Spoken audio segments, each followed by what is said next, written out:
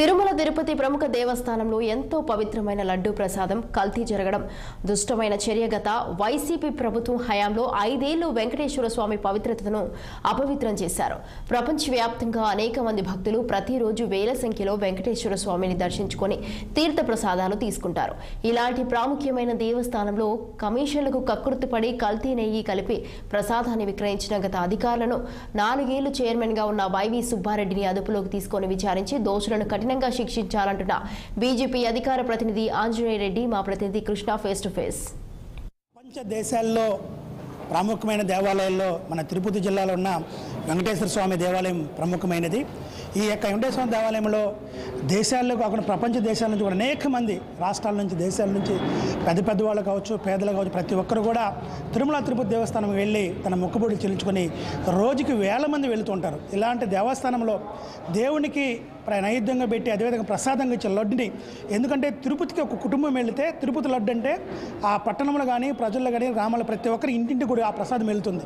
ప్రముఖులు కావచ్చు, బడుగు బలహీన ప్రతి ఒక్కరికి కూడా ఈ ప్రసాదం అనేది ఒక మహాప్రసాదం భావిస్తూ తీసుకుంటారు. ఇలాంటి ప్రసాదం ఈరోజు వైసీపీ ప్రభుత్వం 5 సంవత్సరాల కాలంలో ఎలాంటి కల్తీ జరిగిందో అనేది ఈరోజు తేటతెల్లమైంది. దీనిపైన మనతో మాట్లాడడానికి బీజేపీ సీనియర్ నాయకుడు అధికార ప్రతినిధి కర్ణాట ఆంజనేయ రెడ్డి మనతో ఉన్నారని తెలుసుకుందాం. సార్ చెప్పండి, ఏదైతే గత 5 సంవత్సరాల వైసీపీ పాలనలో తిరుమల తిరుపతి దేవస్థానం కల్తీ ఏ విధంగా జరిగిందో సాక్షాత్తు రాష్ట్ర ముఖ్యమంత్రి కూటమి ప్రభుత్వం ముఖ్యమంత్రి సీఎం చంద్రబాబు నాయుడు ఆవేదన వ్యక్తం చేశారు.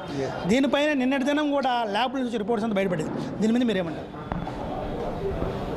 నిన్నటి రోజు వచ్చిన వార్తలో స్వయంగా ముఖ్యమంత్రి చంద్రబాబు నాయుడు గారే ప్రస్తావించినప్పుడు అందులో అబద్ధం ఉంటుందని అనుకోవడం లేదు. ముఖ్యమంత్రి స్థాయి వ్యక్తి ఆ విషయాలని చాలా సున్నితమైన విషయం అది. ఆ విషయాన్ని ముఖ్యమంత్రి బయట చెప్పి ఆందోళన వ్యక్తం చేశాడంటే నిజానికి చాలా దుర్మార్గమైన పరిస్థితులు గత 5 సంవత్సరాలు కొనసాగాయని మనకు అర్థమవుతుంది.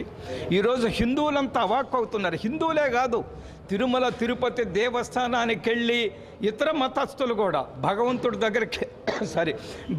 దగ్గరికి వెళ్ళే ఇతర మతస్థులు కూడా ఈ వార్తలు చూసిన తర్వాత చాలా ఆందోళన చెందుతున్నారు, చాలా గందరగోళపడుతున్నారు. ఇంతకంటే మహాపాపము, ఇంతకంటే దుర్మార్గము, ఇంతకంటే ఘోరము ఇంకొకటి ఉంటుందని ప్రజలు అనేక ఆందోళన వ్యక్తం చేస్తున్నారు.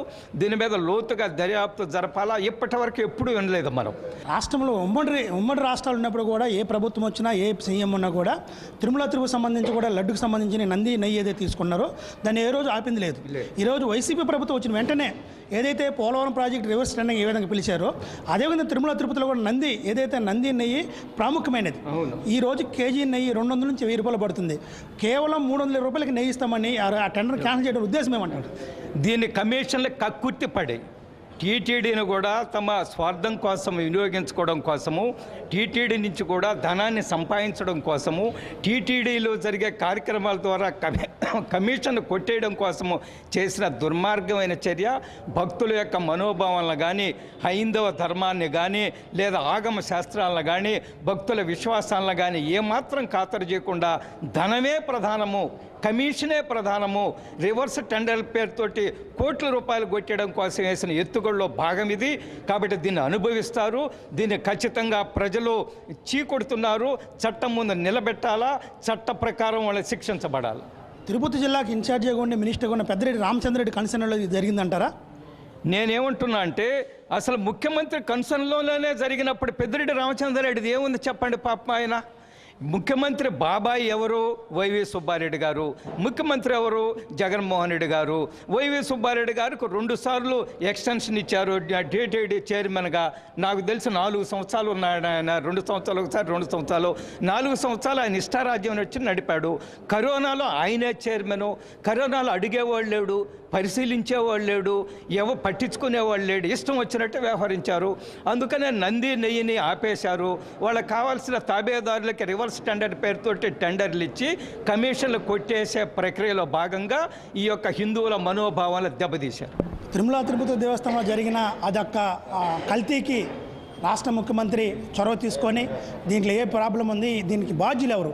గతంలో ఉన్న ఎగ్జిక్యూటివ్ ఆఫీసర్ ధర్మారెడ్డి, వైవి సుబ్బారెడ్డికి చైర్మన్గా 4 సంవత్సరాలు వైవి సుబ్బారెడ్డి, లేదా మాజీ సీఎం జగన్మోహన్ రెడ్డి దీన్ని ఎవరు నిగ్గు తేల్చాలి. కమిషన్లు కక్కుర్తిపడి మనోభావాలు దెబ్బతినే విధంగా పవిత్రమైన వెంకటేశ్వర దేవస్థానంకు సంబంధించిన ప్రసాదాన్ని ఇంత తీవ్రంగా కల్తీ చేసి ఈ కొవ్వు పదార్థాలు కావచ్చు, నూనెలు కావచ్చు, వంట నూనెలు కావచ్చు, పామాయిల్ కావచ్చు, ఆవిలాలు కావచ్చు, గోధుమ పిండి రకరకాల నూనెలతో చేసినట్లు ఈ యొక్క టెస్టింగ్ కూడా ఏదో చిన్న చితక ల్యాబ్ కాదు, ప్రముఖ ల్యాబ్లో టెస్టింగ్ చేసిన తర్వాత ప్రతి ఒక్కటి నిరూపితమైంది. కాబట్టి దీని మీద ప్రభుత్వం చర్యలు తీసుకోవాలి. దీంట్లో ఉన్న వ్యక్తులను బయటకు తీసి కమిషన్లు కక్కుతుపోయి ప్రజల్ని, దేశంలో ఉన్న ప్రతి ఒక్కరు కూడా మనోభావాలు దెబ్బతినే విధంగా చేసిన ఇటు పవిత్ర కల్తీ చేసిన నాయకుల్ని, అధికారులను కూడా జైలు పంపించే విధంగా ప్రభుత్వం చర్యలు తీసుకోవాలని కూడా కన్నట ఆంజనేయ డిమాండ్ చేస్తున్నారు. కెమెరామెన్ చలపతో కృష్ణ 6 టీవీ నెల్లూరు.